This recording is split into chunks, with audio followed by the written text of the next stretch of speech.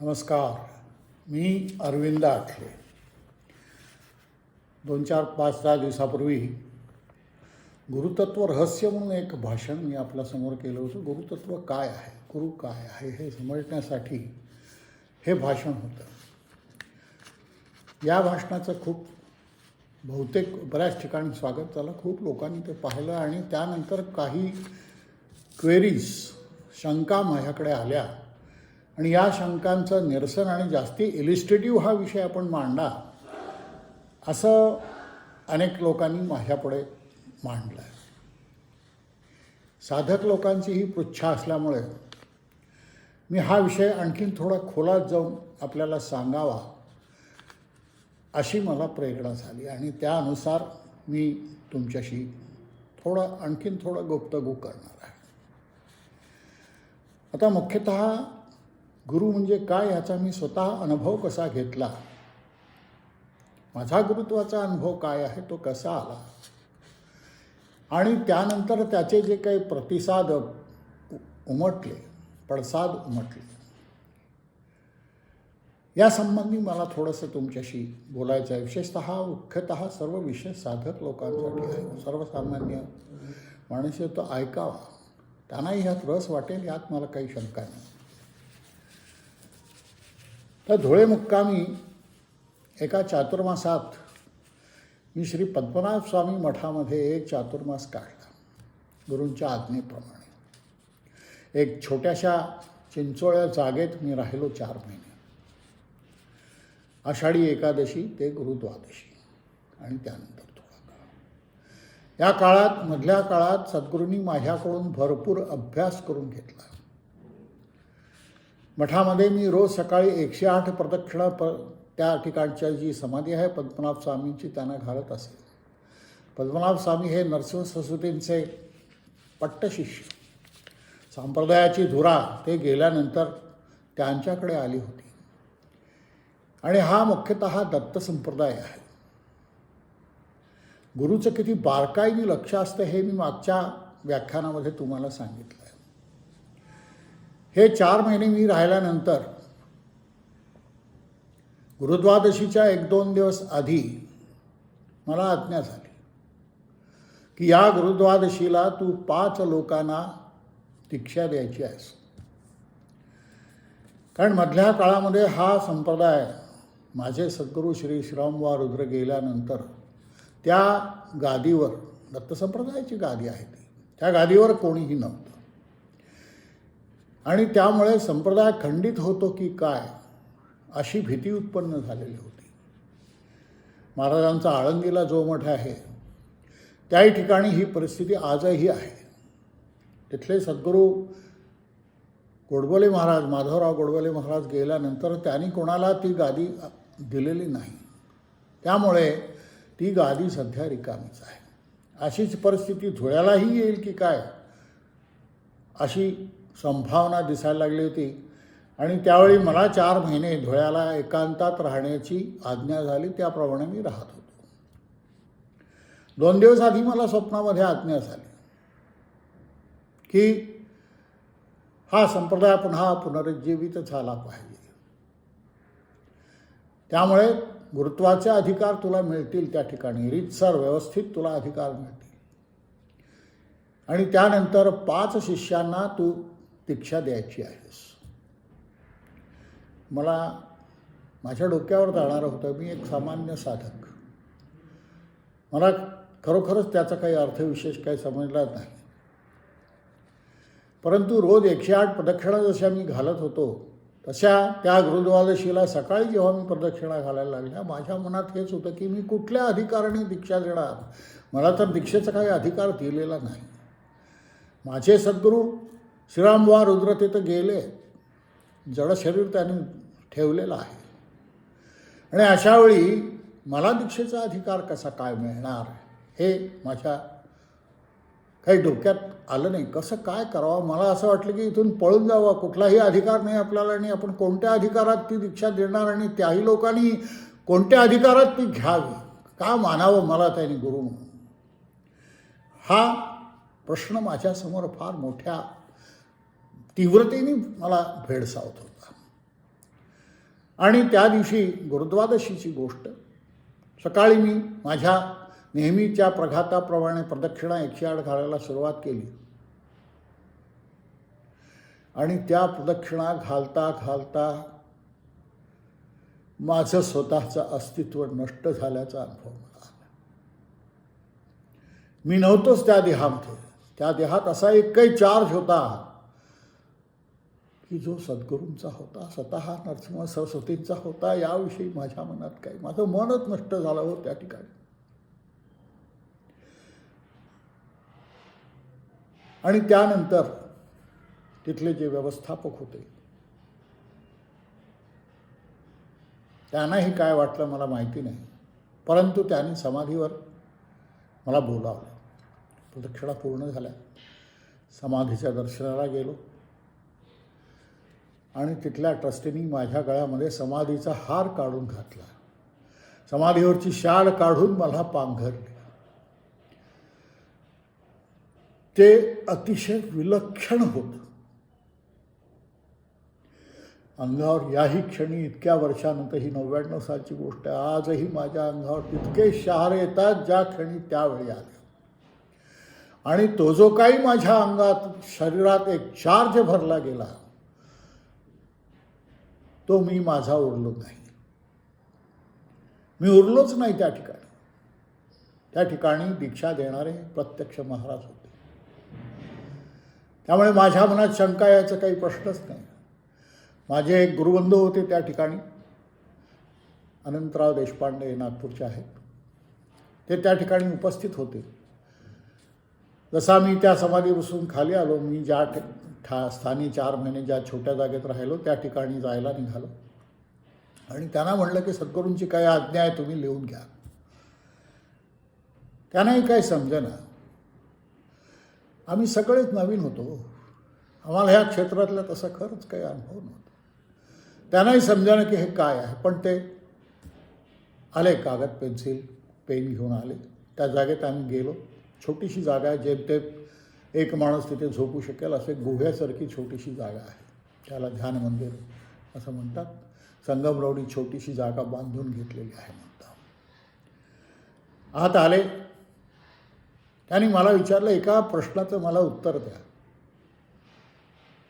कारण त्यांच्या मनात कुठेतरी शंका होती. ते म्हणाले, मी कोण आहे? आणि याचं उत्तर माझ्याकडून त्यावेळी दिला केलं की तुला जो बोधवाक्य तुला दिलेलं आहे ते तू आहेस. आणि त्याबरोबर त्यांनाही इतकी दाटून आलं. त्यांना दिसलं की प्रत्यक्ष सद्गुरू समोर आहेत. आणि त्यांनी पायावर डोकं ठेवून ते रडायला लागले. शांत झाले. आणि त्यानंतर त्यांना मी म्हटलं की आज्ञा आहे ती लिहून घ्या. ही आज्ञा प्रत्यक्ष महाराजांच्या तोंडची आहे, याविषयी माझ्या मनात शंका नाही. आणि प्रत्येक उपासकाला, प्रत्येक साधकाला, प्रत्येक ज्याला कुणाला या क्षेत्रामध्ये काम करायचं आहे, या क्षेत्रामध्ये रस आहे, आपण कुठल्या तरी गुरुची दीक्षा घेतली पाहिजे असं ज्यांना वाटतं, त्यांच्यासाठी ही तत्त्व अतिशय, ही आज्ञा मार्गदर्शक आहे. मी ती वाचून दाखवतो. आजही ती मूळ आज्ञा माझ्याकडे आहे.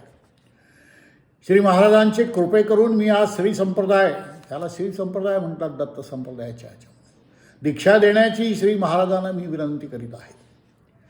श्री महाराजांनी सुचवलेली उपासना आयुष्याच्या शेवटपर्यंत मी अखंडपणे करीन. कोणतीही देहभावना न ठेवण्याचा प्रयत्न करीन.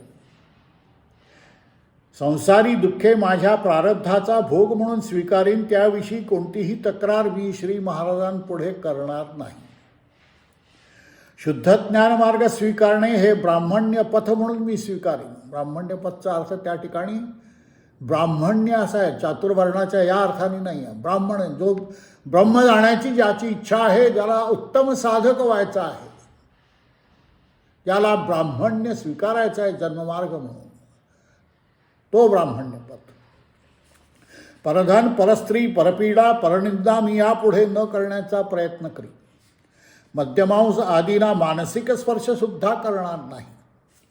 माझा वैयक्तिक संसार, ज्यात माझ्या पत्नी, मुले, भाऊ बहिणी, माता पिता आणि इतर सर्वजण यांचा समावेश आहे, त्या सर्वांना मी पूर्णपणे सुखी आणि समाधानी ठेवण्याचा प्रयत्न करीन. कोणतीही अपेक्षा न करता मी हा संप्रदाय आणि दिलेली उपासना स्वीकारित आहे. श्री महाराज माझ्या हृदयात आहेत. याची जाणीव आज जरी मला नसली तरी ती गोष्ट सत्य आहे यात मला शंका राहणार नाही. इतरांच्याही हृदयात ते तसेच असतील अशी भावना मी स्वीकारून सर्वांशी तसे वागण्याचा प्रयत्न करीन. श्री महाराज मला आपला म्हणून स्वीकारतील अशी त्यांच्या चरणी प्रार्थना आहे. अशी ही आज्ञा महाराजांनी. साधक होण्यासाठी काय करावं, काय नाही करावं, काय गुण असावेत, काय नसावेत, या सर्वांचा उल्लेख या आज्ञापत्रात आलेला आहे. ज्यांना कोणाला साधक व्हायचं आहे, ज्यांना कोणाला अध्यात्मवर्गात पुढे जायचं आहे, त्यांनी हे लक्षात ठेवावं की सांसारिक सुखासाठी ही उपासना नाही आहे. ही उपासना तुम्हाला आत्मज्ञान व्हावं म्हणून आहे. आणि म्हणून या ठिकाणी या अटी आहेत त्या पुन्हा एकदा तुम्ही हे भाषण ऐका आणि या तुम्ही करता का नाही, पाळता का नाही हे पहा. ज्यांना कोणाला गुरूंची आवश्यकता आहे त्या सर्वांनी ह्या आज्ञा पाळाव्यात. गुरु हे जडशरीरी नाही आहेत. मी तुम्हाला सांगितलं माझ्या आळंदीच्या दीक्षेचा प्रसंग. ज्या दिवशी मला दीक्षा झाली, श्रीरामबा रुद्र धुळ्याचे यांनी मला दीक्षा दिली आणि त्याच वेळी त्यांनी सांगितलं की इथून पुढे मला भेटण्याची काही आवश्यकता नाही. स्वतः महाराज देऊ शकत नाहीत म्हणून मी तुम्हाला दीक्षा देतो आहे. माझी आवश्यकता नाही. त्याच क्षणी गुरु हे तत्व आहे हे त्यांनी किती सुंदररित्या पटवून सांगितलं. जडशरीर गुरु नाही. ज्यांनी क्षणी कुणाला जडशरीराला गुरु मानले ते जडशरीर गेल्यानंतर त्या लोकांची काय अवस्था होते हे मी पाहिलेलं आहे. आणि आपला कुणाला असा प्रसंग येऊ नये अशी माझी इच्छा आहे. आनंदाने गुरुचा स्वीकार करा, आनंदात राहा. आपली दुःख कोणासमोर मांडण्याचा प्रयत्न करू नका. दुसऱ्यांचे असतील तर त्यांच्यावर फुंकर मारून त्यांना आधार देण्याचा प्रयत्न करा. गुरु हे जडशरीरी नाहीत हे कायम लक्षात ठेवा. यात अनेक उदाहरणं पुढे मला देता येतील. अनेक वेळा मग माझ्या गुरूंसोबत मी हिमालयात सुद्धा फिरून आलेलो आहे. ते कसं झालं, माझ्या काही व्याख्यानांमध्ये मी या सर्व गोष्टींचा उल्लेख केलेला आहे. आपण ते जरूर ऐकावं. एक लक्षात ठेवा, जडशरीरी मानू नका. त्या जडशरीरी गुरुमध्ये उद्या काही दोष आले तर तुमचा भ्रमाचा भोपळा फुटून गुरुभावच नष्ट होईल तुमचा. आपण अशी उदाहरणं पाहतात. अनेक गुरु स्वतःला हळूहळू स्वतःच गुरु समजायला लागतात आणि त्यानंतर मी सर्वश्रेष्ठ असं होत होत पुढे जाऊन ते अधपतित होतात. कारण गुरुवरची निष्ठा नष्ट होते. गुरूंचीही निष्ठा गुरूंवरची नष्ट होते. हीची उदाहरणं आज समाजात आपल्या पुढे आहेत. आणि ही निष्ठा त्यांच्या अहंकारामुळे होते. गुरु कुठल्याही शिष्याचा अहंकार सांभाळत बसत नाही. तो शिष्य घसरणारा असेल तर तो त्याला घसरू देतो. कारण ते सोनं नसून पितळ आहे हे त्याला माहिती असतं. तुमच्यातलं सोनं तो पाहतो. त्याचा भाव ठेवा त्याच्याप्रती. गुरुपेक्षा गुरुभाव श्रेष्ठ आहे हे नेहमी लक्षात ठेवा. आणि हा गुरुभाव जेव्हा तुम्हाला असेल तेव्हा तुमचा उद्धारच होईल. गुरु फार मोठा कोणी लाक्ष शिक्षे असण्याची आवश्यकता नाही.